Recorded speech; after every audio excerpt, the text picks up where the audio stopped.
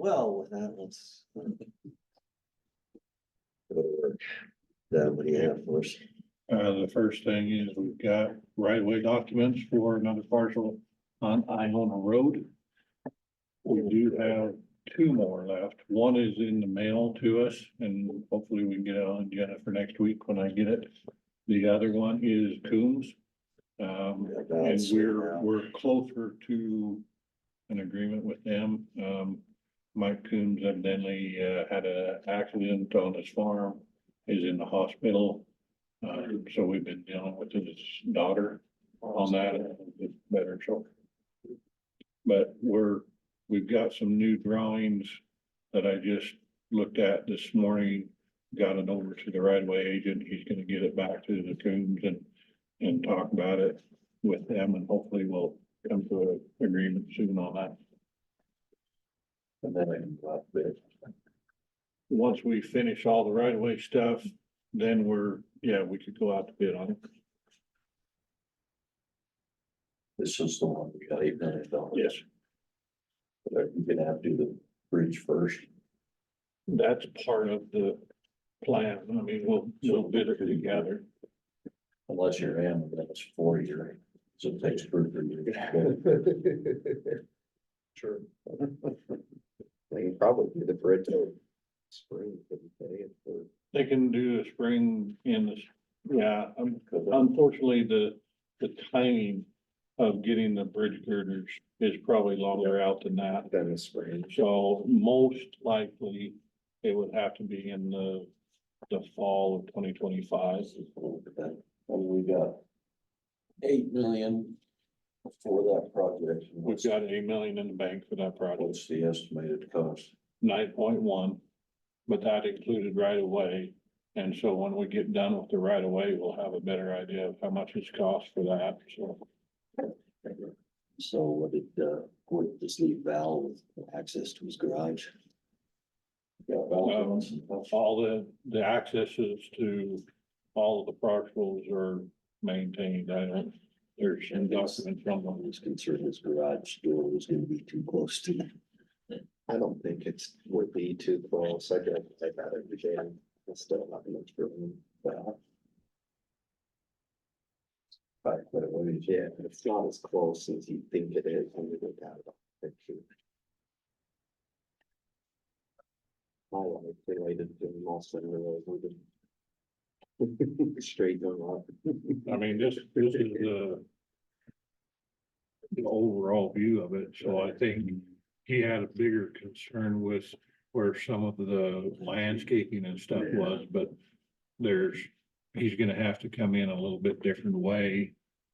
You're not gonna have this wide open spot, but there's still gonna be access for it.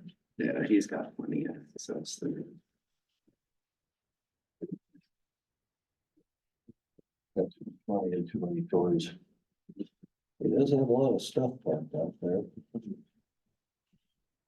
Lots of toys.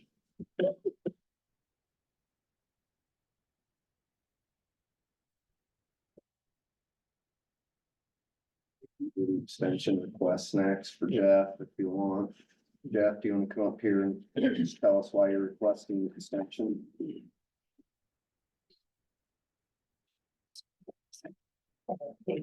Hi, Jeff Ryberg. I'm requesting an extension for 113, industrial 113. Because we didn't get any work done on it this year. We want next year to work on it. Bottom line. There any concerns? Is there any concerns with them? Okay, I'm good with it. Me too. See how agreeable I can be. I'm gonna mark this down. It's a red letter day. Thank you. We'll add it to the file, Jeff. Yeah. Thank you. Thanks, Jeff. We'll see you. Wanted to bring up our Grays Lake snow plowing agreement. It's that time of year when we need to get that figured out. I don't know if commissioners want to do that, if you want us to work with the public works director down in Caribou County, or what do you want? Well, which way's gonna work best. The commissioners seem to get along okay, so What are you doing on that portion that you maintained in the summer? That's a different side thing. What we're talking about is just the snow plowing agreement. So I think as far as the staff from Caribou County and us, the public works director, we get along just fine. It was the disagreement between what we had down and what the commissioners thought they wanted to. So I'm okay with either direction as long as it's agreeable to the commissioners. so. When we signed it and sent it off last year late. Is that where we wanna be this year? I don't want to be late. No, I don't mean time wise, I mean, you happy with the numbers and the part of the, I'm not happy with it because I don't think we ought to be paying overtime, because that was part of the cost that we used to get. Was the cost per mile was had built-in overtime hours associated with all of Caribou County. And so it was an average of all of his operators the previous year rolled into the per mile cost. Last year, we did that per mile cost and we had to pay overtime. I wasn't happy with that. kind of getting hit twice on the overtime. Yeah. And the operator up there seems to plow only after 5 PM and only on the weekends. He had more overtime hours in that one area for us than any of our operators did down here.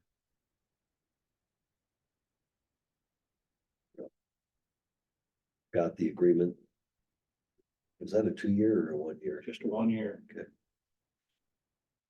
Well, I'll get a hold of it. So that must have been written that if he worked after 5 o'clock or on the weekends, he automatically got overtime, right?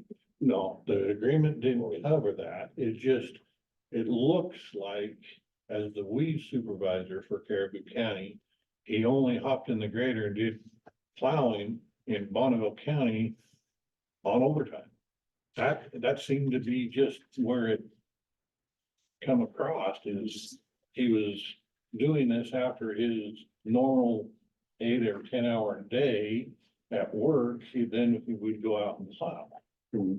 And so he was just accruing a lot of overtime hours, more than, from the reports we got, more than any other operator in Caribou County. And it was more than any other operator in Bonneville County. I wish there was a way that county could just do it ourselves, you know, that we could have a part-time employee that lived over in that area of Caribou and we could just station the equipment there, Left you the know. road grader over there to get you Yeah. part-time. So we have looked at those options before, and we had one person who actually works for the state who would be willing to do it, but he wouldn't be willing to do it part-time. He would be only willing to do it as a full-time thing, so. But he it's would- not a full-time job. Well, in the summertime, there's a lot of roads that need to be maintained over there, and so it could be a full-time job. We had a full-time operator over in Great Lake for a few years, and that was Mr. Mann.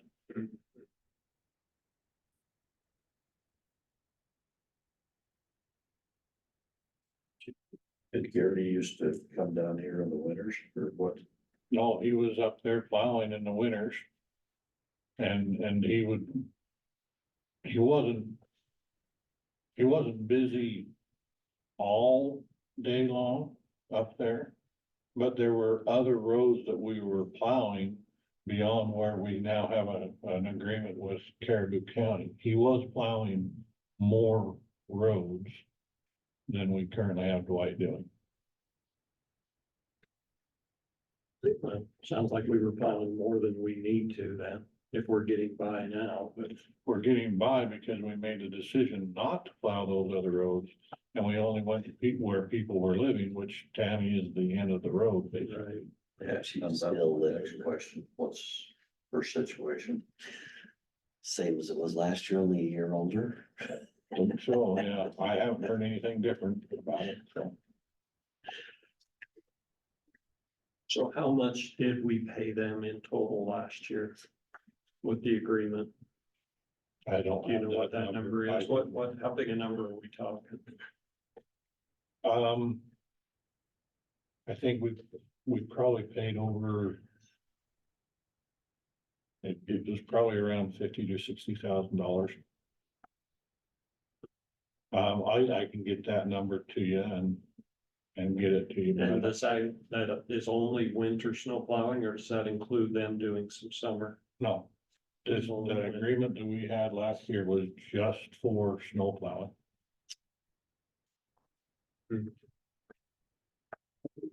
Down there, good contract, That's a problem. It's just, I think we've looked at that.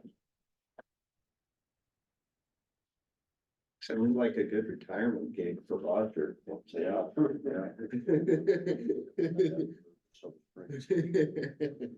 You'd have to over there, I'd tell Crazy you. lake. Would be a fun Sounds like thing a to fun do. deal, yeah. Graze and graze and drive a grader around in the winter. We've had operators up there for the past close to 6 weeks. Working on roads and plowing. Right now, we only have 2 grader operators and a water truck operator. But they've been going steady on those roads for the past at least 4 weeks. Getting them done just in time for the hunters to go tear them all up. And all the cattle trucks too. Most of the cattle are coming out though, at least they're not. Most of the logging out. Yeah, I don't know about that. Some pretty huge piles of lumber up there. I don't know what option we've got, but unless you want to talk to Dwight first. Talk to Thompson or Talk to the commissioner and. I thought things had calmed down. Time we sold stuff, settled stuff last fall and. Signed the contract and sent it back and forth a couple of times and. We had a heart to heart with the guy that got. All twisted up over it.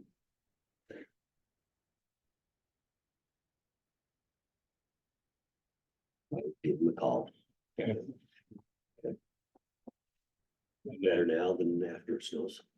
yeah. We are. Most of our back rural roads will be looking at no maintenance after November 15th. We're not gonna be closing those gates and stuff until we absolutely need to, but it is coming. That's the time of year we're in, and so we're gonna be getting our locks and stuff in order, sending out letters to those who had keys and telling them to make sure they either bring in their old keys or get the new ones. We'll go with, if you had one last year, you'll get one this year, but you have to switch keys to change the locks again. Long range forecast. It's gonna be pretty dry. Fall, early winter. Yeah.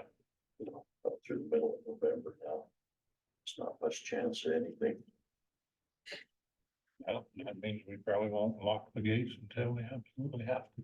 They're talking about it's supposed to snow 3 times this week. So that. He's looking at a different forecast than you want. I thought you were retired as weatherman. He's ignoring me now, doesn't talk to me. I'll still want to weather. And I gotta know when I get to plow my driveway. That's all I have. Okay, wow. So I need to bring up a phone call that I got from Randy Virgil, on the Birch Creek grant.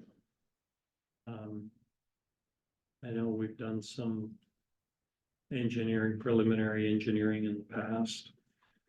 He's wanting a building permit. So what would your recommendation be? As far as the building permit, or as far As far as as, that road, so there's two different issues. One is the asphalt portion that we need to continue investigation or refresh our study into what it would take to actually repair the part of the road that's sloughing off. And the second portion is getting a agreement or the developer back on board and says the rest of the roads have to be asphalt and accepted by the county in order to issue building permits. and I think we don't do the second until, we don't do our first until we get a guarantee that he's gonna finish the second. Yeah, but it would be good to do the preliminary, updated now that you've Okay. got an idea how much it's settled. Yeah. I think that's what we were waiting for, or still kind of a big target. Okay, And so if you could get just the basic idea on what engineering would cost, things like that. We'll refresh what we have and get some current numbers. Yeah. And bring it back to you. sounds good. I'll report That that back. would be good to, make a contingent on them Yeah, going to complete that. yeah, we don't want one before the other. Okay, Randy wanted to, it brought up today and I'll report back to him. If that, we're gonna We're look into that. holding building permits on that subdivision because they haven't paved their roads yet. Are we doing that in Elk Ridge? Elk Ridge is a private road Yeah, subdivision. theirs is different. Yes, it is, but after 4 years, it was supposed to be paved to turn over the See, county. that's one thing we talked about on this one was to. And it's past 4 years, and it's past 4 Yeah. years, so. we don't Yeah, have we'll do permits. the same thing for the sections that are unpaved. Elk Ridge doesn't have any paving. Well, but could you turn this whole road into a private road so they could give building permits and that's their responsibility? That wasn't the way it was set up to start with, Well, but but the private road, we don't have any compaction reports. We don't have any testing on even the gravel portion that was done. And even if you relax a standard, so that did, well, I'm talking about This is Birch Birch Creek. Creek Ranch. I don't, but I mean, you treat Birch Creek, like Elk Creek, Elk Ridge, Elk Ridge. Part of me wonders, and I don't know your thoughts, Lance, but in these subdivisions where you have terrain and challenges like this, if it's better to leave them privately maintained, leave them on the hook for all the maintenance and road repairs just because of I would think it would what make more happens. sense. So I And for mean, we could snowplow give too. them that option to amend To amend it, yeah. that's what I'm allow saying. it to be privately maintained. I like that idea. Yeah, which helps them solve, Wait until it's in disrepair and then turn it over to them for maintenance. which helps them solve the problem on the end that they have been delinquent in, getting it paved. You know, they don't have to pay it. But, if you turn it all privately maintained, If we turn it all privately maintained and you turn it over to them and they're responsible for all of it, even the asphalt portions. That is a decision I don't disagree with that. I just think that you will have some liability for having the road in disrepair and allowing people to go up there when you know that the road but is if you, a problem. but if you had in the agreement to take it private, that they would repair that portion. Then if they're willing to repair that portion and turn it all private, then Might not be a bad option to. That would just present out for you to negotiate with. I like that option. it's not a bad option if they would repair it and then go up and they're responsible for everything. It's a private contractor, was it Randy? Yeah, Randy Virgil. They could get in and do the repairs a lot cheaper than we could. Yeah. Using all the government standards and everything. They get better bids. So what do I report back to Randy? Do you want me to I'd leave that up to these guys. tell him?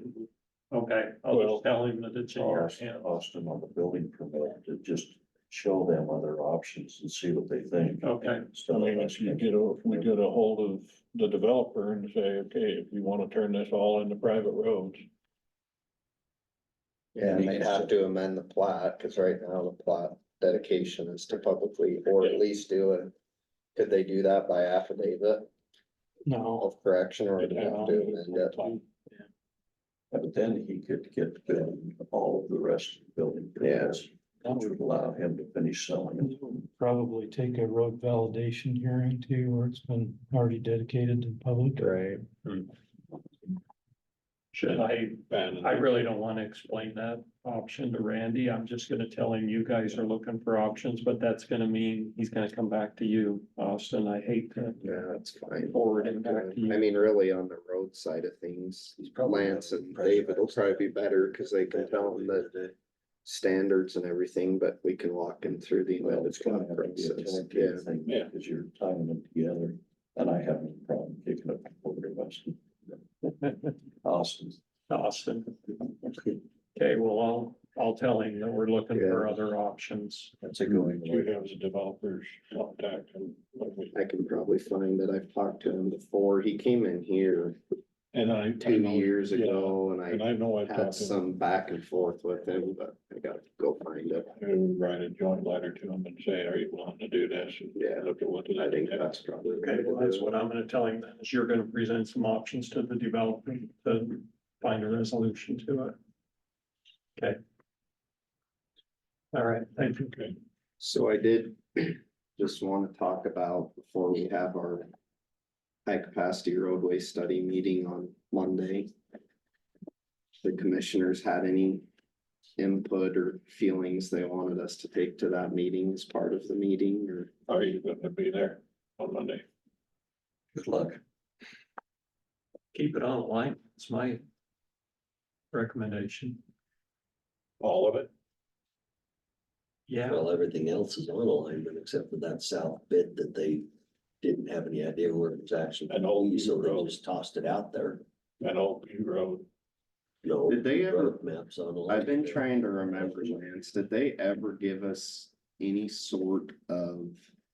If we made 65th and 49th 5 lanes and tied it all together versus the expressway, did they ever give us a percentage and No, benefit that ratio? was never a scenario that was done. It was to a make scenario that those was two. suggested. It We was a talked scenario about was that, but I don't think they There ever, was no model run. I don't think they ever gave us any benefit ratio over doing, the 5 lanes versus the Express. expressway. And I that's like kind of that what I was idea. gonna That keeps it circle. alive. That's what I was gonna bring up in the meeting, is just say, is there It's any more way that consistent with what benefits. we can the people see in if the there's area that we're really- talking about. benefit over and above by doing the expressway, and we can actually sell, because that's what 90% of the questions have been.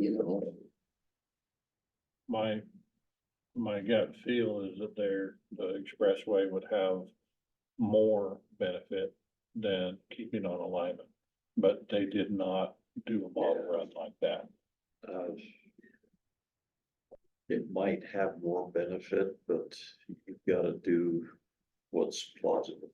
I mean, what you can actually get done. Well, and the cost analysis would be Yeah. interesting too, how much more we're gonna have to spend for what ratio of benefit, right? See, because Well, we're most of talking about 49th is city now, right? Let's talk about Austin about it. On the 65th alignment, the problem you've got is that west end with Ivywood and all those, and the offsets and everything. And Austin was saying if they could take a look at just a 4-lane without the turn lane. And then have the right in, right out on those, just make it very limited. The rest of it, to the east of that, you probably could get a 5-lane. And there's about 100 foot of right of way through that stuff. It's just the left turn, what we've already gone through. Yeah, the left turns are tight. The transmission line is in the wrong place. The transmission line is in the public right of way, it looks like. Well, it's in the wrong place. It's in the right of way though, as far as cost of moving, Yeah, if you had to. So that's I was gonna bring that up on Monday, just to ask about that. I don't know how well it'll be received. Because 45th, even though they don't have access all the way to the freeway, for example, 49th, you mean? 49th, if you have that good 5-lane road all the way up through Hammond and up into there, you know, that'd be a traffic mover. You know, we- You know, I mean, because the first solution of this was when we did Sunnyside. You know, but then they haven't followed up, as the growth has come to the south in getting those, done. And you look at some of the big wide streets in Salt Lake, for example. You know, they have several avenues that you can go up with that. Of course, they've got the Bell Route to the west, but they've also got a lot more population. You know, and maybe that'd be interesting to see what the cost of that would be, plus how it would affect the traffic.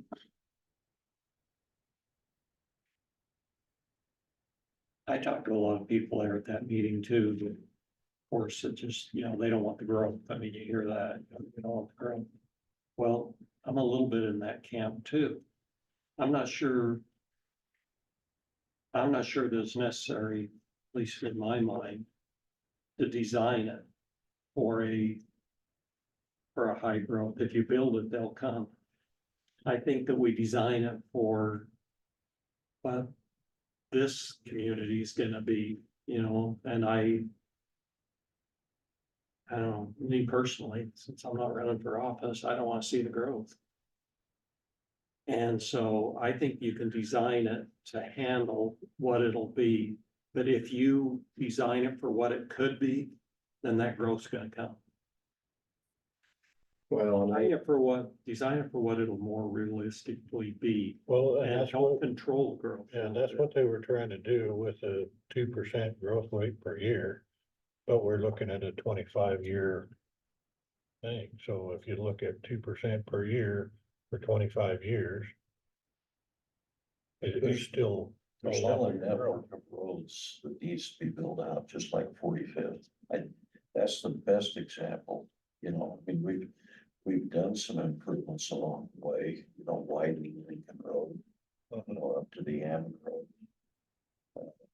The widening Hit Road out there, you know, that worked pretty well, but you know, when you've only got 1 or 2 of those, they become the main arterial, and if you've got more of them along the way, you know, 45th, I mean, the long term is to get that going all the way to Sunnyside. And then hopefully you get some of the 5 lanes down to Hammond Road. It's kind of a mini bell loop, but you've got multiple accesses.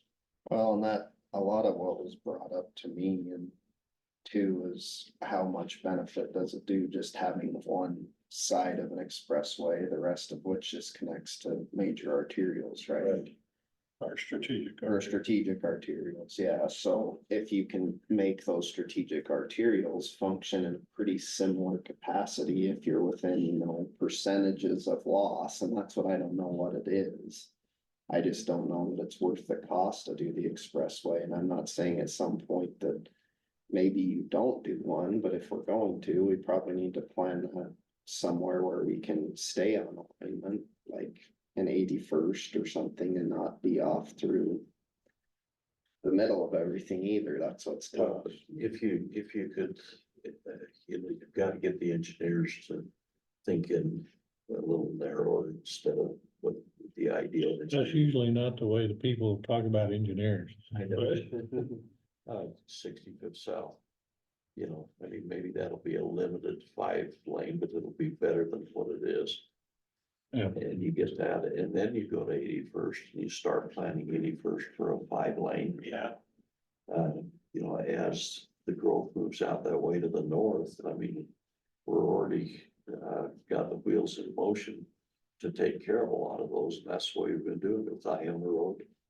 Iona Road's gonna carry more traffic once we can get all the way to that roundabout or the new intersection, all the way up and connected 5 lanes, 45th. So it's more of a networking approach than one big bell loop. Well, and that is always, that is part of it too, is to make sure those other arterial roads are. If you do the big bell loop, you know, that's where, you know, Brian's got a point. You get that big bell loop and then dump it onto these that are supposed to be the traffic movers without having them improved. What good's that gonna do? Well, they have to be purpose for approved. The belt loop on the west side was to allow traffic to bypass Idaho Falls, to come off the York Road exit and go all the way down and come back on at the 2026 intersection. It's moving the traffic And off it's highway. not, that's a highway issue. Not the Idaho Falls metropolitan area traffic issue. Their whole argument for that was based on that desire. And increasing traffic, putting that in reduced traffic on I-15. Didn't reduce traffic on any of the arterials. That's all it did. And when we had the almost heated discussion about, well, you have to leave that on alignment because you can't, you're not gonna be able to run that through the farms and make this big beltway, then all they did was go, oh, okay, so we'll make that a controlled access arterial. That was it. Yeah. Yeah. And they, you know, it wasn't an act of Congress. It was like, oh, well, can't do that, we'll do this. That'll do. And it won't really, you know, reduce traffic on I-15, but that's not our problem. But the other complicating factors with this ag reserve program, I mean, you're almost gonna have to plan to stay online. Exactly. Exactly, because there's a high. Well, they told me that was gonna get pulled off the books this year, so It's. what the engineers said in the. It's scheduled for us to meet Last the statute, this year. And anything that's done before the legislature even takes a shot at it. I don't think the legislature will try and pull it off. I don't think they will either. So what's Hammond's perspective of all this, Micah? Pretty much in line with. Let the county do it. I know, We feel like that it should stay on line as well, and. which Hammond has been really good with. Yeah. Joint projects, by the way. Yeah, and honestly, I think that it's unfortunate that this whole expressway thing got as far as it did, because, I mean, from my perspective, I think I've mentioned this before, you know, we spent a lot of time acquiring right of way, and a lot of time getting these little teeny tiny strips of right of way. Yeah. And so I feel like that with any road project, this high capacity or any road project that we do is in local government should, the first priority, number one, before any of the engineers get involved, should be, can we acquire the right of way? Because if the answer to that is no, you don't do a project. And so I think that every highway and traffic decision should be driven by the ease in which you can get right of way. Otherwise, all you're doing is getting crayons and paint out. There should not be an assumption that we can just That's right. do a government taking. That's right. Because, you know, eminent domain is not free. It's extremely costly. Well, it's It not takes- free it takes and often years. it's not right. That's right. And we should make sure that it's right if it has to be used. So we talked about it with city council. And 65th, I live down in that area. I live in Woodland Hills. 65th is already functioning like, you know, what did you call it? An arterial. Strategic. Yeah, strategic arterial. And in fact, for us, both who live down there, we love it. Right to 113, you know, and you've got the easy crossing of the Yellowstone Highway there, at the railroad tracks. You go right across the river. It's perfect. Right. You know, 5 lanes would be more perfect. 5 lanes would be awesome. Yeah, it'd cover a lot. It would be fantastic. The only thing limited 65th right now is some of the curves. And then you've got that intersection at 65th and Hit, which is, you know, it's awkward, but it's bad. It's bad. Yeah. But I those are think not that's awkward, more, Yeah, that's more workable to me than yeah, a whole slew of farms all the way through, you know, having to deal with Absolutely. through. Wants to try to line us straight.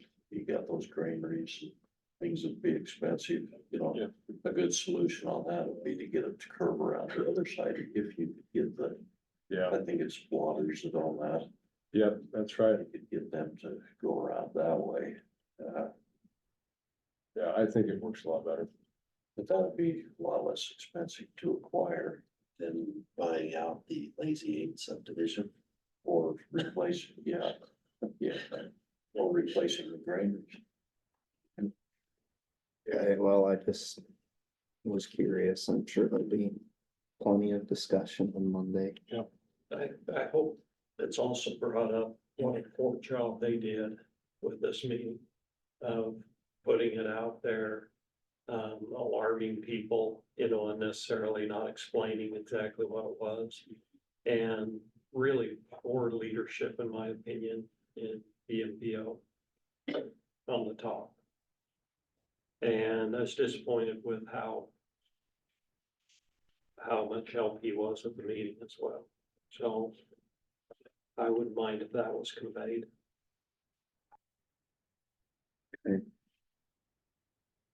Well, I'll quit bringing up fun topics now. We'll let Mike have his turn. So they've got public input meetings on the 12th and 13th. Yeah, 13th, I have, IAC elected officials are hosting. And it's the afternoon, that means the midday meeting.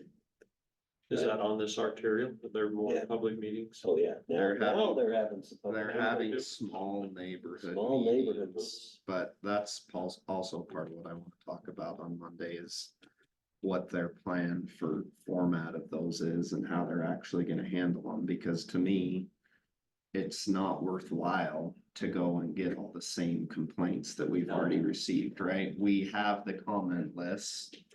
I can give them several emails, and I'm sure everybody else can too, of what major concerns are. So to me, it needs to be more of an addressing meeting and saying, hey, this is what we've received, this is what we're doing to work forward, instead of Well, and these are Trying to possible circle- other options. trying to Foolish to circle go the back same with the thing. same And I picture. kind of got from the email, and I don't know what you thought, Lance, that they were kind of gonna make the same presentation, but just have Keller do it, and That kind of come across that way, but they didn't really.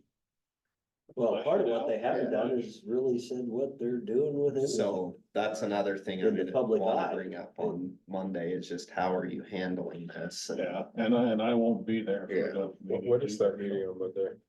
So November 4th is the Oh, I won't be here. HCRS board or committee meeting, steering committee Oh, meeting, they and I told think me. Tracy's on that. Yeah, it is too. So be good for him to be there if he can. It's at 10 o'clock, It's 10:30. 10, yeah, either 10 or It's at 10:30. Over in the city of Idaho Falls Annex. Yeah. Conference chamber or whatever. Yeah, 10:30. Yeah. So I can go to the 12th. Okay. Do they have locations for these? Even somebody's barn out in Lazy Eight, Well, yeah, that's, Yeah. are they both gonna be in the barn? I don't I know, don't know. and that's what, When I I saw wanna the find day, out. I couldn't be there. I didn't pay too much more attention to it, so. they don't have times nailed down either. They just said one was gonna Well, be no, 'cause afternoon and one was gonna be early evening. And I think they're trying to do that more on Monday, but that is not a lot of time to set up everything. Well, it's not to let people know that there's gonna be a meeting that now everybody and their dog wants to come to, and then we'll bring. Yeah. So that's what I say. I think, is it worthwhile to have some neighborhood meetings? Yes. But do we actually have a plan for these meetings before we have? I don't think- That's my concern. Because if we don't have a, hey, we've reviewed your comments, this is what we're thinking, here's some possible alternatives. Doing a bad I thing. don't wanna go again because it's just gonna be the same tongue lashing we got at the first meeting. They do have a plan, the same plan that they had. Yeah, so Yeah, that's the problem. after we figure out more on that on Monday, we'll give you an update as to. You can add my input, Brian, at this point. The NPO is, I mean, You know. yeah. Okay, Because before they done from the start, from trying to rush this through back in August, you know, before the fiscal year ended. Rather than having it in place, it's been poorly managed. All right, Micah, I've had enough fun. It's your turn now. I just had two questions. Just a update on the right-of-way acquisition on First Street. And then I'm just curious about the expansion plans for First Street east of Ammon. So those are the two things I'm curious about. First Street east of Hammond, still with BMPO, we'll just supplement what we need to. It's almost too bad we can't back it off from the federal standards. So I think the cost would be, The cost would come down, but with that particular one, there's no way to back it down off the federal standards. So you've got BMPO funding for that one? No. Through LTAC, yeah, we're shy approximately $3.2 million for the interim project. that'll go in, that amount will go on the list of priorities for the local funding, the match. Because that's a critical one, you know, talking about these limited arterial ways to keep traffic moving. So it's not programmed yet? It's programmed. It is, for next the year. design of it is nearing completion. Whether we can actually get to construction next year is debatable. We had a lot of discussions because of the shortness of funding and, Yeah, but and we continue to talk at about least that. got a little bit of a solution to do it at worst case scenario. On the other portion of First Street, we did get the Hess property. They did sign the agreement. I've got that over to Weston. I'm, as far as what do we do now? We've got these documents. How do we press this forward before they decide to lawyer up again? And I asked another question to Weston on the one for eminent domain. I haven't heard back from Weston on that. So there's still the two then? There's still the two, but the one that on the southern side, the Hess property, they did sign the documents and they did send it to the right of way agent. He got it to me. So I wanna try to press that one as fast as we can to get that one taken Did care the of. one next to Rapid Wash finally agree then? Did we get them taken care of? The So we have query? another, no, we have another meeting coming up with them Tomorrow, yeah. tomorrow. So about access and how that happened, but the site plan I saw was coming off of Clary. Yeah, so So I knew that they were not willing to work with us, but I didn't know if we ever ended up getting that or not. I think Mike there's said- enough right through there that we can adjust a little bit and won't slow up the project too much. Yeah. So still the two then? Yeah. It sounds like the Hess property is nearly there. Nearly there. I mean, Yeah. They signed the documents, they sent around the deed, they got it back. Although they have the protest letter too, so. Yeah. Okay, cool. And then on the bridge there, so they're making good progress on that bridge. I'm still not telling anybody when we're gonna have it done yet. But realistically, if they continue to make progress, it should be done in the next couple of months. And we'll have that road back open. And then it'll be open until we start construction next year. So it's moving along pretty well. That detour you built, John Adams, is really nice. Yeah, You guys I drove did a it. really good That's job on that. There were some confused people when they came to that roundabout, like they've Yeah. ever seen it before. That should develop out really Yeah. nicely for the city though in the future. I think that you made that a really nice area. So we're pretty happy with that. Some of that main road coming off, First Street on Curlew, it is a narrow, it's narrow asphalt, and That's that's undeveloped, because yeah. it's undeveloped. That's exactly it. But it's working out. That particular bridge project there, that really came together nicely. And the only reason we're able to work on First Street now is because we had that project, John Adams there.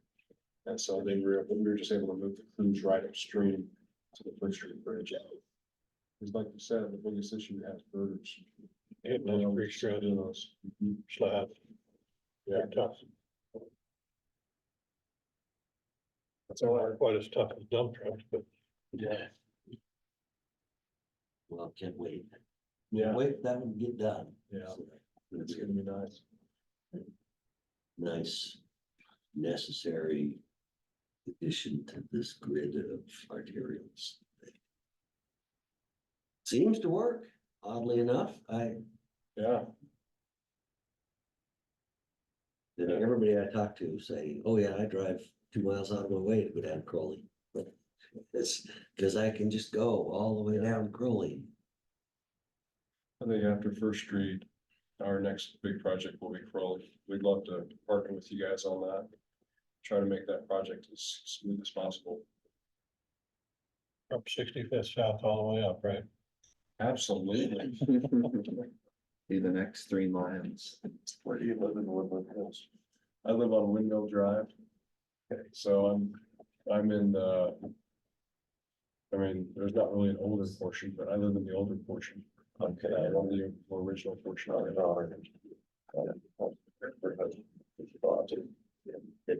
Big Valley, Oh, yeah, nice area. Yeah, really nice area. yeah, that's great. Yeah, they've got pressurized irrigation there. Which is really nice because they don't have to spin their water meter in the summertime. Yeah. They noticed that. Yeah, it's a good deal. Yeah. Wish we had that all through the city.